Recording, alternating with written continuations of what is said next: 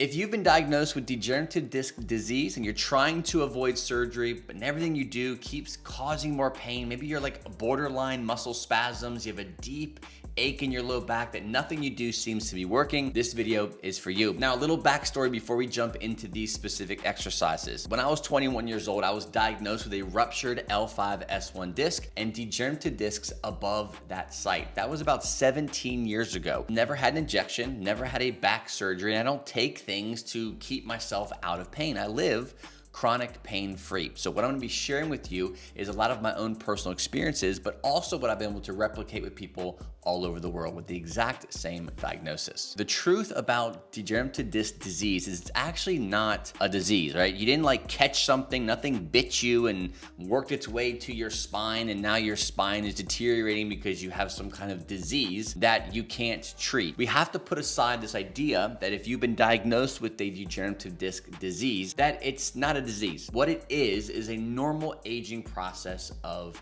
the spine, right? It's like arthritis or degeneration of anything in your body, or degeneration of your skin. Maybe you're not 20, maybe you're 48, maybe you're 58, and your skin does not look as clean, fresh, smooth, tight as it used to when you were maybe 18 years old. So when your face is getting more wrinkles, your body is getting more wrinkles, are we degenerative? Are we breaking down in the sense of because we have a disease? No, it's just a normal aging process. Get that thought out of your mind that you are broken, you are unable to be fixed, and you have some kind of disease that you cannot cure. And let's move forward with movement and action steps that you can take. I like to start all routines with simple motion, right? Motion in the low back is lotion. We have to understand what unique movements and exercises cause you pain, but a very universal, safe starting point when it comes to getting motion in the low back is what I call an active cat-cow. Now, the active cat-cow is a movement that I like to do that combines two types of movements, right? We have the cat-cow movement, exercise, stretch, whatever you want to call it. Then you have flexion and extension, right? If you have degenerative discs, you probably have a lot of tension, tightness, achy, inflammation, things like that you're trying to navigate. And we know that motion can be lotion if applied to the right context, right? So when you're doing this, you have to keep in mind your unique pain profile along with your unique pain threshold. Now, with the active cat-cow, you're gonna start with building on just the lower back. We're gonna start with a few reps of just a traditional cat-cow. Now remember, we're focusing on the lower back. You don't have to worry about doing the entire spine, trying to create some wave effect in your back. We're just focusing on the lower back. Now with the active cat-cow, you're gonna do one rep of doing the actual cow part and then one rep of doing the cat part. And then we're going to move into extension. As you see, I'm moving my hips towards the ground. I'm going just to the point where I might feel pressure, sensitivity, pain, whatever you're experiencing. And then from there, I'm going to actively move into more of a low back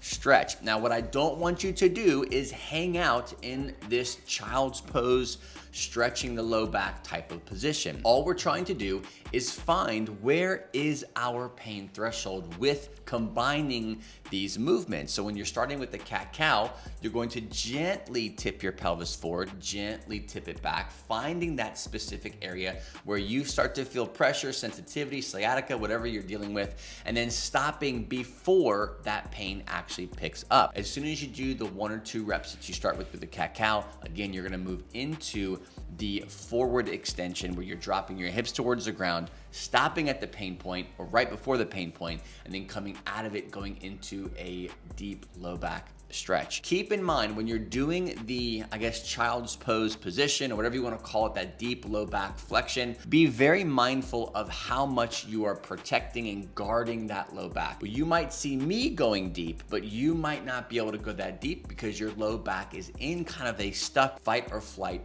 response, where going into deep flexion like this may cause more sensitivity.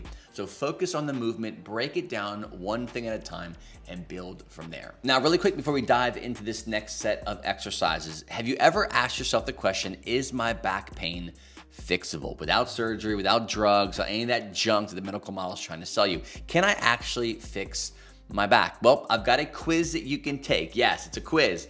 fitnessforbackpain.com/quiz. I'm gonna ask some very specific questions about your unique pain profile to see if whether or not you actually can heal your back on your own. That means no medical model, no surgery, no injections, just you by yourself gaining knowledge and taking action. And based off of your results, I'm gonna give you a simple process to start to unpack for yourself to start seeing those results. So the best strategy based off of your results. If you want to take this quiz, go to fitnessforbackpain.com/quiz. Now let's jump back in. After motion, I love to move into some simple core strength exercises. My first favorite core strength exercise is a very safe exercise for degenerative discs, and that's alternate pressure dead bugs. What you're gonna need is a stability ball and a floor. Most people have these things. What you're gonna do with this exercise is being on your back, you're gonna get into the dead bug position. Now, in the dead bug position, you're gonna grab your stability ball and you're gonna put it in between your hands and the tops of your thighs. Now, the alternate pressure part of this comes when you drop your right or your left arm down along with your opposite leg down to do the traditional dead bug. You're going to create a pressure between the hand and the leg that is still up in the air holding that ball up. So you're creating a alternate pressure as your right hand and your left leg is going out doing the actual exercise. You're squeezing the opposite arm and the opposite knee into that ball. This is a great core activation drill. It's really good overall as a neutral core exercise, and it's one that you should definitely be doing to fit your specific needs. Now, an alternate core exercise you can do is the active straight leg bear crawl. What you're gonna do is get on your hands and knees. And from that position, you're going to do a gentle brace in the core and lift your knees up off of the ground. So you're kind of creating almost like a bear plank. You're in the bear position on all four, but the touch points are your hands and your feet. From here, you should feel an engagement in the trunk. You should feel no back pain whatsoever, even with your low back in this kind of a flexed position. What you're gonna do from here is you're going to extend one of the legs straight back. What you want to be mindful of is how far back your leg is going. For some people, you may not be able to go fully extended the way you're seeing me do it. You might have to do it at a half range of motion. The other thing is making sure you're going alternating legs. Don't just stick to one side, do both sides. The third thing is watch your transitions. When you're coming in and out of having your legs extended, there's going to be a period of time where you're shifting your weight from one leg to the next. A lot of excessive movements doing this can cause a lot of that micro movements in the low back. And if you have a lot of inflammation, a lot of sensitivity, this shifting back and forth, if it's kind of more of in a reckless way, which most people don't,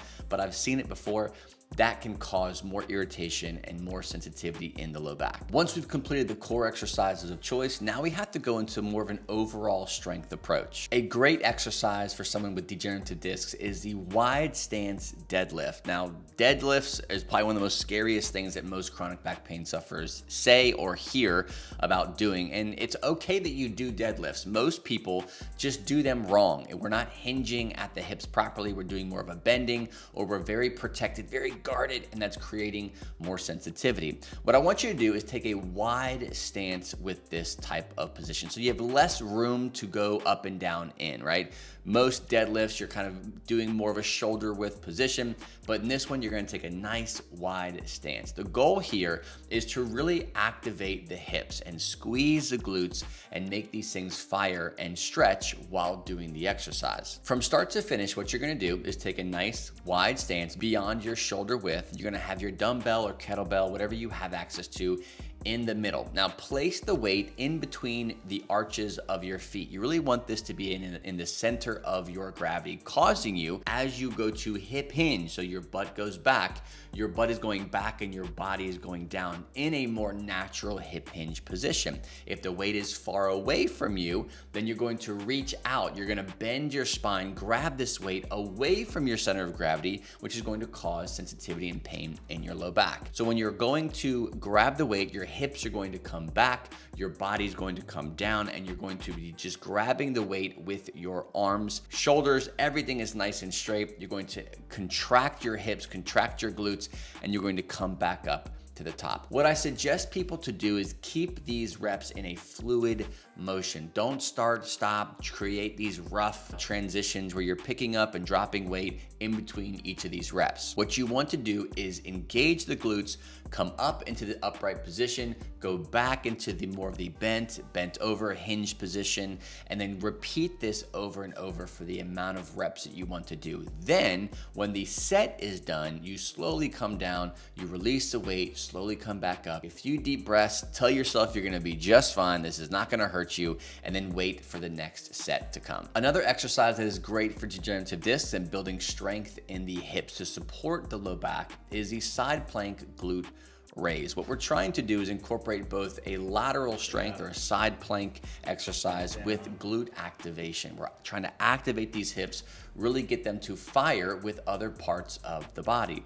To do this, there's lots of different variations you can do. I always suggest people to start at the most simplest variation, and that is really just a side plank with a glute raise. What you're gonna do, get into a side plank, nice and comfortable, and when you go to press up into the plank, you're pushing off of the bottom knee, creating tension in that left or right glute, whichever one's on the bottom, and then you're opening almost like a clamshell. You're opening your top leg, engaging that upper glute or the top glute, whatever one that you are not working. Now you can add a band around your knees to add a little bit more tension, or you can just make it a little bit harder by doing a full side plank. So in this case here, what we're doing is we're going into a side plank, and we're actually going to have a straight leg raise. So we're not hinging at the knee or hinging at the ankle, stacking the feet up. What we're doing is going into a full plank, and we're going up and we're extending or we're lifting that top leg, and you can go back into the side plank, push back up, extend or lift that top leg, and repeat this for reps. Now, the beauty of this exercise is if it's not working specifically for you, take the principle of what we're trying to apply. We're trying to apply